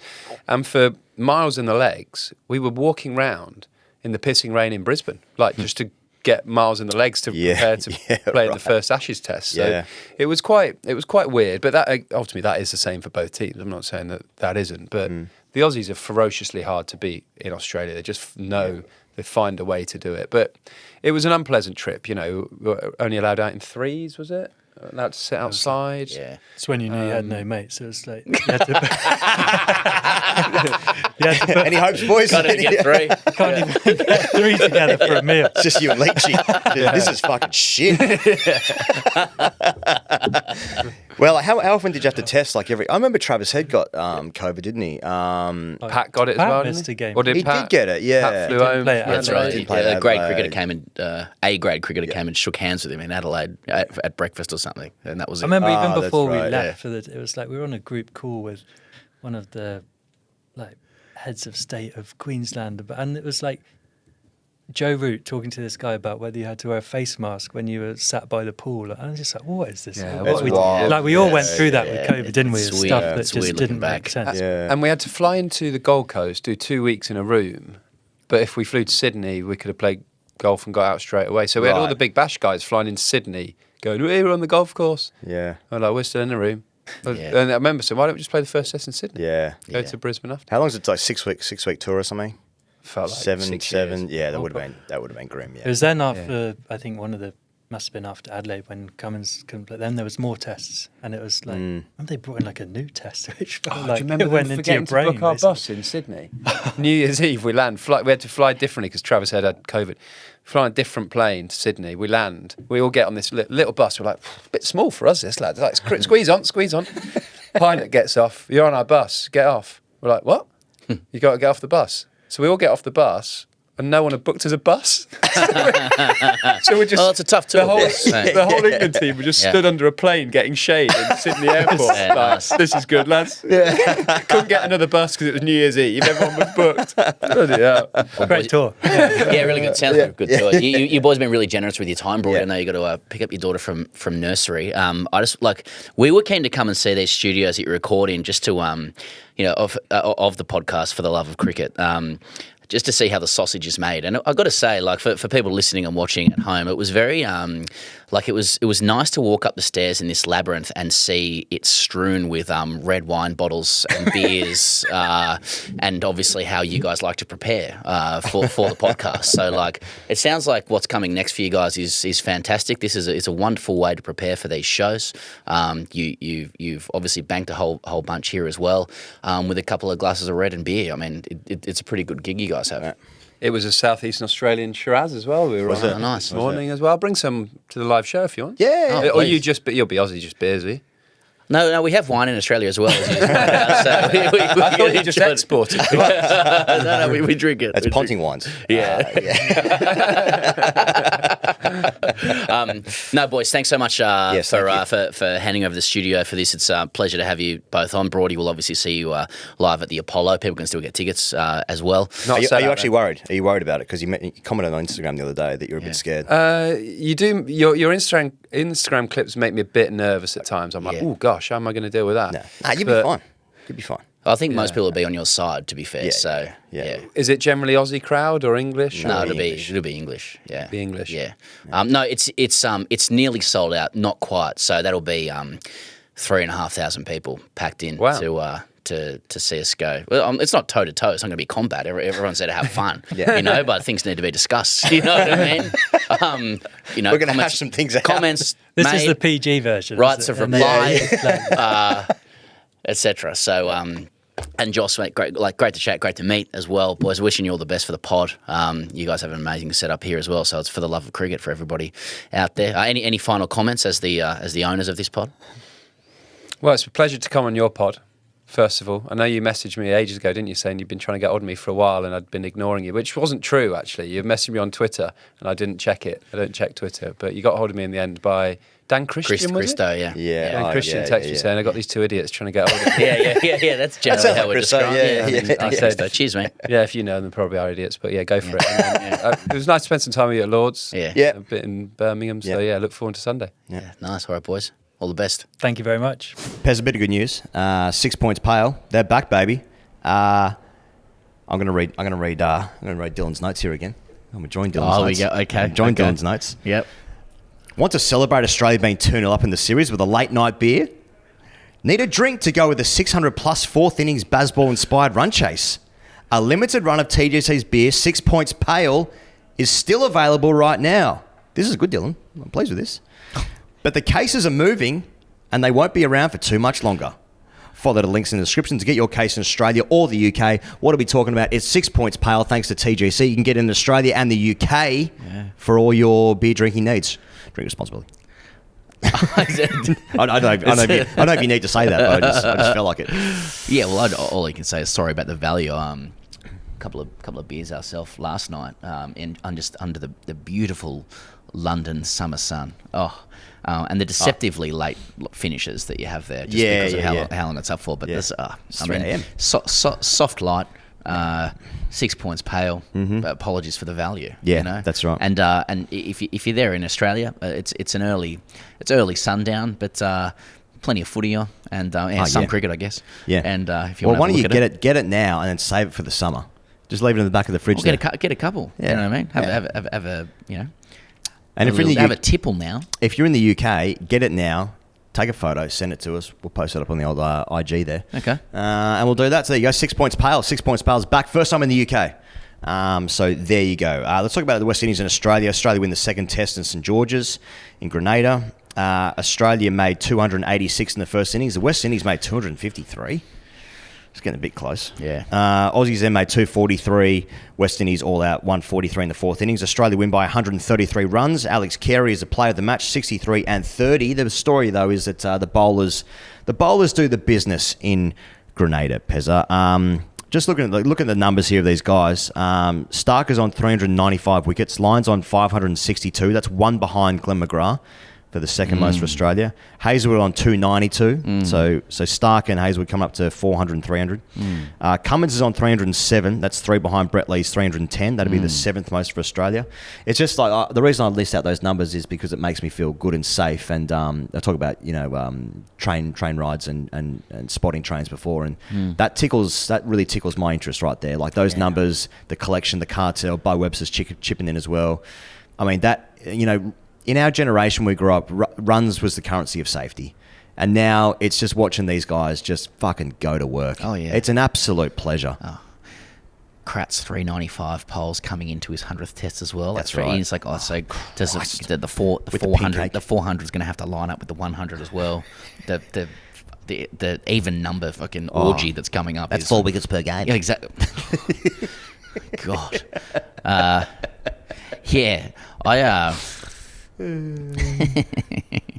just want to make the point that, in the Australian cricket team at the moment, the men's team, it's an unpopular point to make, but players from numbers 4 to 11 are like rock solid concrete in the team and performing. Yeah, that's right. There are 3 guys supposedly battling. One of them's Cameron Green, who just made 50. The other one's Khawaja with 6,000 test runs, and the final one is Constance, who's the investment. How often in Test history do you have 11 settled players in a side? No. When you do, you're usually regarded as among the greatest teams to have ever played. When you've got 11 guys whose performances are so shared and so consistently successful that you are beating everybody and everybody stays in the team. 11 guys are the first name on the team sheet. So the answer is not often. Yeah. Now, that doesn't mean this team's not still a disgrace and Bailey's too close to the players and should be wearing different clothes. But But we sit here and we go but any danger of a stable top 3 too. Yeah. You know? And I wonder if, will the conversation turn to like, you know, if 4 to 11 are locks, like, will the conversation turn to like, should we get some, you know, good enough players for these positions? You know, we have the concept of good enough parenting. Yes. Is it time for like good enough openers, right? Guys who just, you know, like, and let's be right. When we get those good enough players in, like, it'll only take 1 or 2 tests for like legends of the game to be prowling the press box and the headlines, just snorting, going like, "Man, this isn't good enough. This isn't good enough." How's this bloke get a game? Mate, how's he get a game for Australia? Casting like judgment over their technical failures or their limitations. And like, this is the problem that Australian cricket's got. There's going to be a lot of names put out there, right? And a lot of like runs at Karen Rolton Oval, and what does that all mean in the Great Australian Bat-Off that's coming up? But like, the problem we've got is it's just anathema to the Australian consciousness to pick guys who can, quote, do a job, or, quote, put in a shift, you know, or, quote, take the shine off the new ball for others. Like, Australians deal in ceilings, gluttony, and the thirst for the prolific. Every player has to capture your statistical imagination through youth or feats or whispers.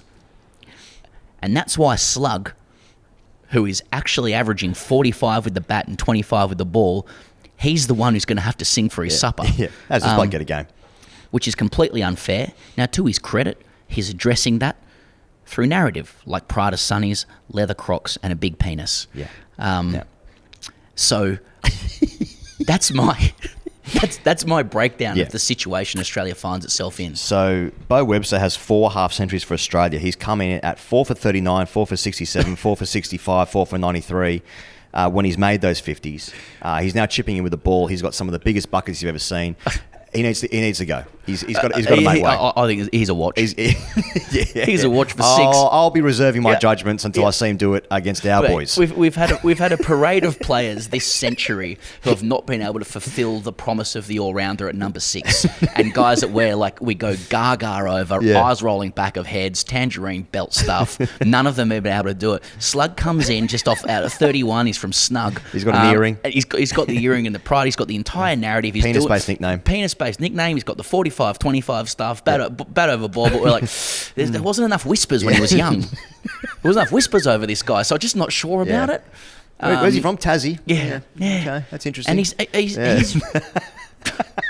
like, there's no articles about him, but there's no articles about how he's putting up both of numbers or he's on track for this or anything like that. If he grew up in a Sydney-based academy, he'd be Prime Minister. Absolutely. But you know, I see. You know, there was green shoots in this game. Nice. I apologise, but it's a 50 from Cam Green followed by a fist pump upon reaching 50. Yeah, and a fuck off. And we've spoken about the fuck off and the throw the bat and hold the bat and kick it off with, you know, etc. I'll tell you what I'm more interested in. Steve Smith looked fucking great. Oh, yeah. Steve Smith looked great in the second innings. Smith's the elixir. He made 70. Smith threads it all together. He made 71 or whatever, as Mulder would say. Yeah. By the way, Alex Carey, player of the match, he has 3 of those since the start of 2024. Only Travis Head has more with 4. He's also the new songmaster. Yeah. I can confirm I did check in how the new song went. Look, it has been seen. I can confirm it's been seen. Yeah. So that's a watch. Yeah. That's a watch for me. It's amazing to get. He's got 3 player of the matches in the last 11 tests. Travis Head has so many as well, and we're in a bowling era. You know, and kind of like, I mean, I think that speaks to the fact that like runs are so valuable at the moment. Like if you, I wouldn't shout out before, like Jamie Smith can play. Australians aren't going to believe that until he comes, but he's very and neither do I, frankly. But like Carey's 60 and 30. It just goes to show the decks that they're playing on and the difficulties. 100%. And like, you know, we spoke about this because and this is actually part of the problem with the West Indies. Pete and Gideon on their podcast and in their reporting with Cricket et al. Which you should definitely subscribe to, given like what's coming up in the next sort of year, really, in Australian cricket. How Pete spoke to someone very connected to the West Indies cricket, said that the West Indies were losing $6 million by hosting this series. Now, the West Indies, Pete said this as well, the West Indies have vehemently denied that figure.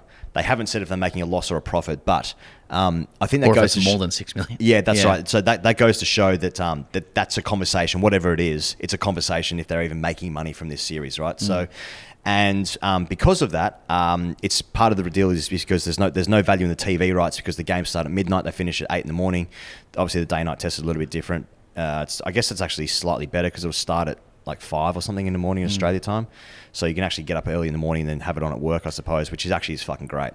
Back in Oz, it's terrible here in London. But anyway, so there's no value in the TV rights because, Australians can't really watch it. And that's my point I'm trying to make. So like, no one's watching this except for nonces like us. And so when you look at the decks and you look at like how Seals and the Josephs were bowling and Greaves to a lesser extent, I suppose, though he bowled okay, it looks fucking excruciating to bat. Like it looks almost like event stuff every ball. It's going around. It's not going around corners, but it's up and down. It's and up sideways. and down, and it's sideways. Yeah, and I look at.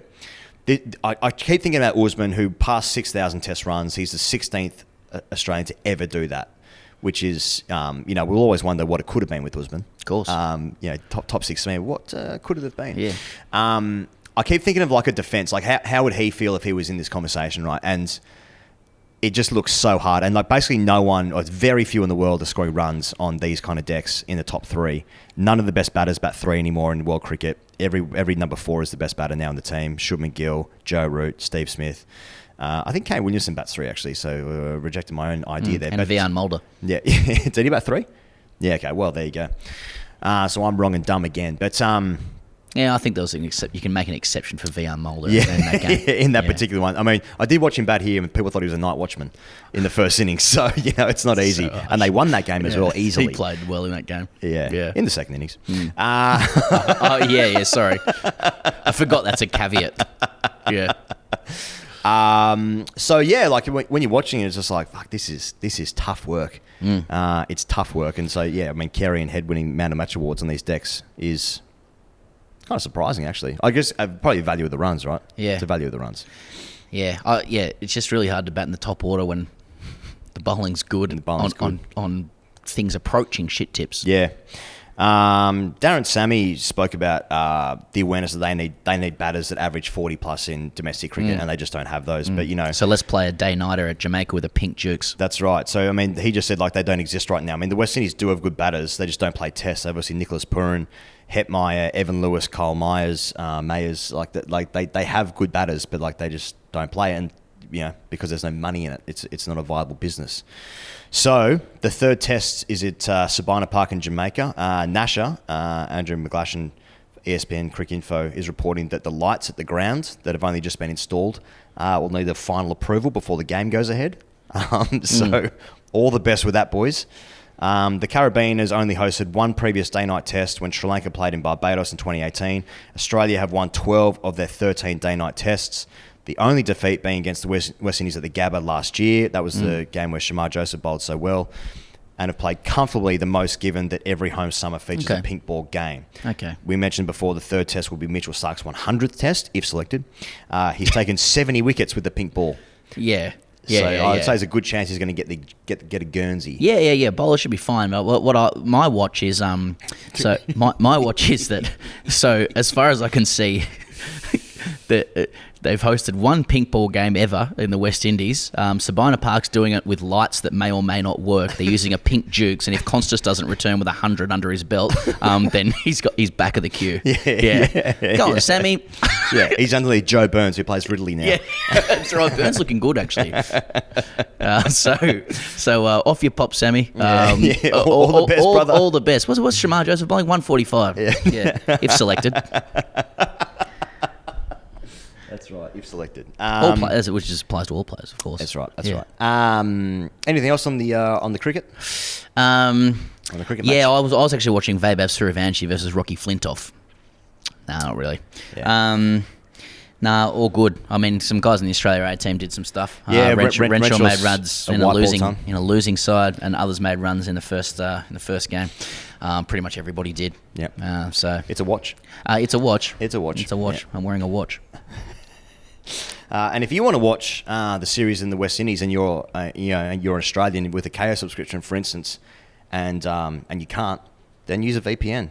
You might as well use NordVPN. Oh, nice. You can use the code nordvpn.com/TGC. That's a tracking link. You can grab your exclusive NordVPN deal by going to the custom URL through the episode show notes to get a huge discount off your NordVPN plan, plus 4 months for free. And it is completely risk-free with Nord's 30-day money-back guarantee. That is nordvpn.com/TGC.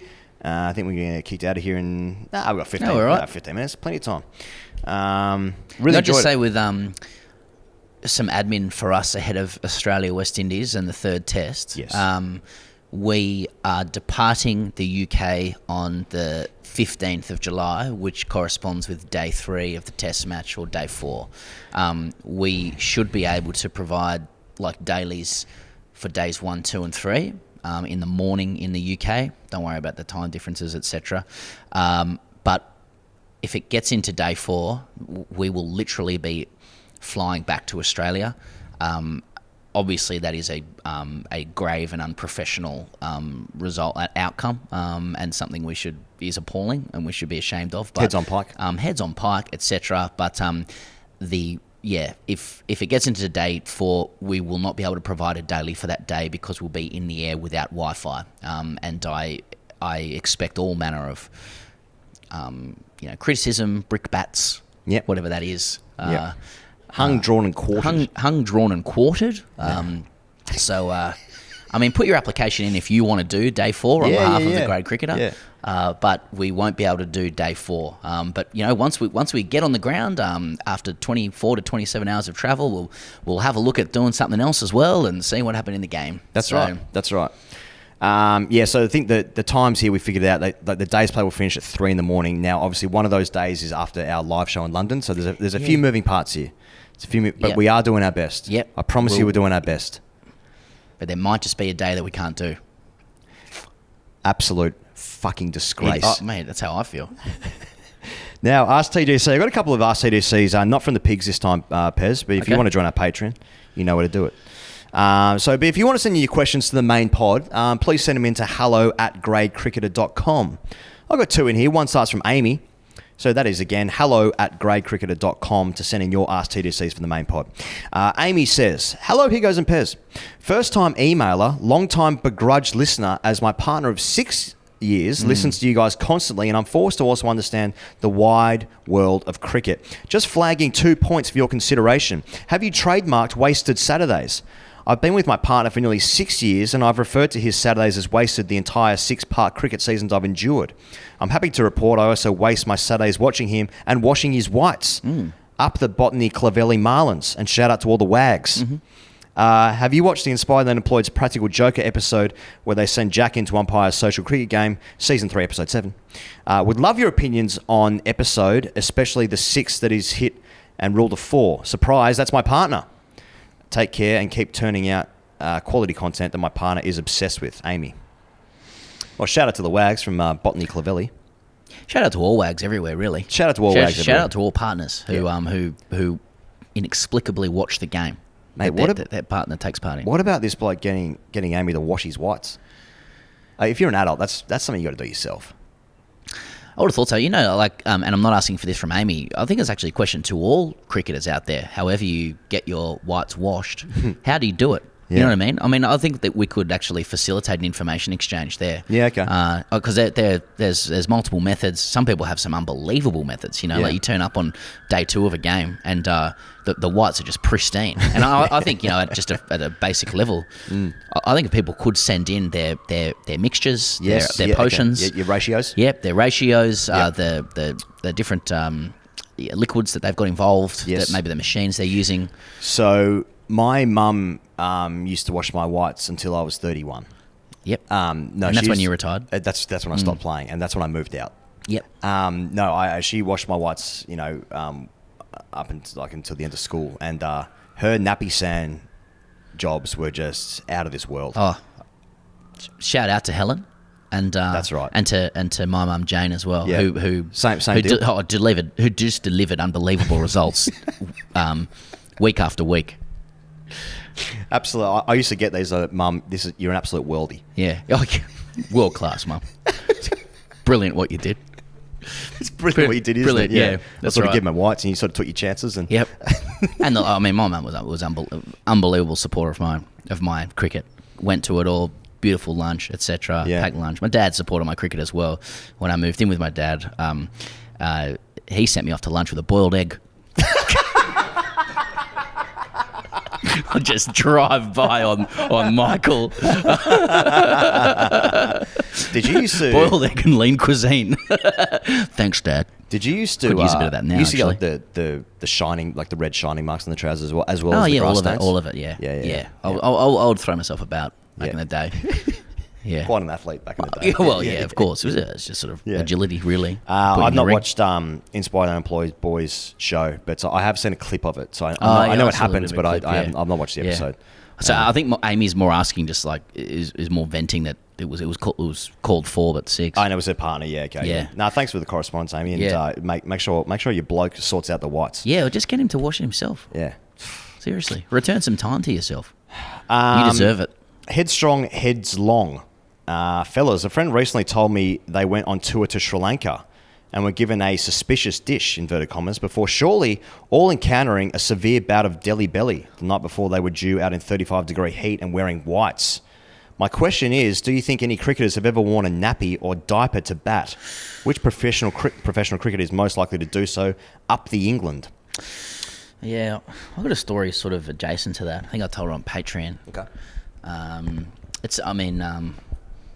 It's not, a great, it doesn't, shine a wonderful light on me, but it happened.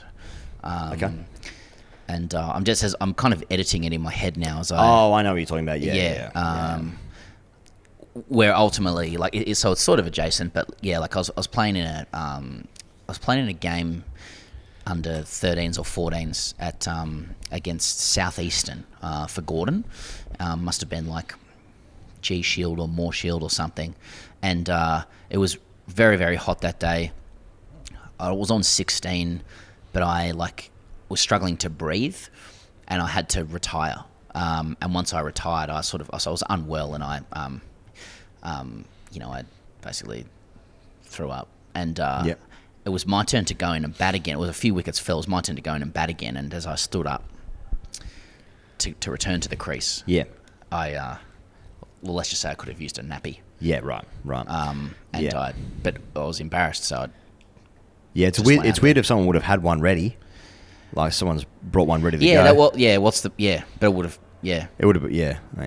I mean, I'd be surprised. I mean, we saw Matt Renshaw run off the field when he played for Australia and Yeah. India. He just had to go, Yeah. and he was shamed for that, rightfully so. Yeah, he maybe, should have mate, just yeah. he should have just shat himself on the pitch Yeah. like a man. Well, that's what Tim Payne did. Oh yeah, that's a great See? shout. Now that's Well, not- that's the thing. If that's you're going to not have a spoken crack about at me, enough. because I hear people having a crack, I'm like 14. What's a boy to do? Yeah. The team needed runs. Yeah. But, You had the runs. coming out of 7, and I was in the runs as Yeah, well. But yeah. I mean, 20 years later, the Australian skipper's doing it. Yeah. So when they retained the Ashes at yeah, Old Trafford they in need to win. 2019, yeah, they had to win. yeah, So- not spoken about enough. Yeah, and that's the difference with Australian cricket. It's disgusting, but and deeply unhygienic. But That's why we're the second best team in the that's world. after sandpaper, and that's what they meant when they said win at all costs. Win at all costs. Yeah. Yeah. Well, there you go. Hey, it's been What a magnificent. wonderful piece of narration and anecdote to end on. Yeah. Well, befitting. I think a couple of people at Lord's here as well probably experienced the same thing. There's a couple of diapers knocking about. There's a couple of diapers knocking about upstairs in the long room. But thank you for having But us. thank you for having us. Yeah, absolutely, absolutely. Yeah, the members here shit themselves. That's just a fact. No, thank you very much to the home of cricket. Well, I think the Aussie players did, given how feral the crowd Oh, was it up to was- sandpaper, yeah, because they- they can get very. It's Yeah. very intimidating here. Yeah. You know what They I were mean? in there crying. Yeah. Crime. No, rate, etc. let's say thank you properly. I mean, with this is a privilege of a lifetime. Yeah. And yeah, I don't know if we're really worthy or deserving of it, but it what it really is. He goes, and the earnestness is also appalling and disgusting. But it is a credit to our audience that we get the opportunity to do this. I mean, it's people around the cricket world noticing that a lot of people tune in, and that the people who tune in are, you know, they love cricket and they love consuming it maybe in ways a little differently to what others have been used to, and it's good on Lords for recognising that and inviting us to do our show, and we've tried to bring a show as authentically as possible, and I'm sure that they would understand that. I think, you know, beneath the Southern Cross I stand. Beneath the Southern Cross I stand, of course. Yeah. Well, you were talking before. I was about to start saying my dad picks the fruit that goes to potties. But that little, I like best. Yeah, that little parentheses aside, like beneath, and I noticed others have said this before as well. You know, but beneath the history and the prestige and the you know, here, like, you know, the echoes of the 1800s of here, like there is there's a progressiveness as well in with the MCC, and I hope that we're part of that, and I hope that, you know, we've done justice to the opportunity to do the show here, notwithstanding the final anecdote, which I'm still wondering whether or not it should have been said. Well, thank you so much for having us. We won't. I think next time we speak on this main show, we'll actually be back in Australia. Though that's going to be confusing now I think about it. I guess we'll figure it out. We'll figure it out. And you know, you guys will just open up your phone. Then the next show will be there. Or it won't be. But come along and see us in London on Sunday if you fancy it. That'd be great. And we'll be doing the dailies for both those next test matches, the final test match in the West Indies and the third test match here in the UK for this wonderful series that we're getting right now. So thank you so much for joining us. Thanks so much for tuning in. Thank you so much for giving us opportunity to do this fucking amazing once-in-a-lifetime thing. I can reveal the deck is looking like pretty flat, actually. They've just revealed it. And let us know in the comments what you do, bat or bowl first. Charlie will be there. Thank you to Trent for editing this and setting it all up. And we'll see you guys on the internet real soon. Cheers.